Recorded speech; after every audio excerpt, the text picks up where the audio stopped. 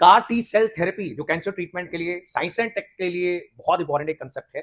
And आप अगले कुछ सालों में इसको क्वेश्चंस में देखोगे। ये है क्या, एक बार फिर से आपको मैं बता रहा हूँ। T cells they are a type of white blood cells. तो व्हाइट ब्लड सेल्स होते हैं, रेड ब्लड सेल्स होते हैं। व्हाइट ब्लड सेल्स हमने बचपन में स्कूल में एनसीईआरटी में सीखा था, इम्यूनिटी के लिए बहुत इंपॉर्टेंट होते हैं। और व्हाइट ब्लड सेल्स का एक टाइप है टी सेल्स। टी सेल्स को बॉडी में से निकाला जाता है।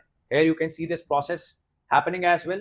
बॉडी में से निकाला जाता है। T cells are collected from the patient जिसको कैंसर है, ऑब्वियसली उसी के टी सेल्स यूज किए जाएंगे। उनको लैब में री इंजीनियर किया जाता है जेनेटिकली। इंजीनियरिंग मतलब genetic engineering part of biotechnology जो आपके सिलेबस का पार्ट है, उसमें कुछ चेंजेस किए जाते हैं। अब चेंजेस करके वापस पेशेंट की बॉडी में डाल दिया जाता है। अब ये जो टी सेल्स थे, now they are known as CAR T cells. And जब ये वापस जाके बॉडी में कुछ प्रकार के कैंसर के खिलाफ फाइट करेंगे, इसको बोलते हैं car T cell therapy, right. So the CAR it stands for chimeric antigen receptor. जब टी सेल्स को लैब के अंदर जेनेटिकली इंजीनियर कर दिया जाता है, थोड़े उसमें चेंजेस कर दिए जाते हैं उसको काबिल बनाने के लिए कि बॉडी में वापस जाकर वो कुछ कैंसर्स, ब्लड कैंसर्स जैसे, उसके खिलाफ लड़ाई करे, तो after this engineering they are known as CAR T cells, car T cells, chimeric antigen receptor T sales.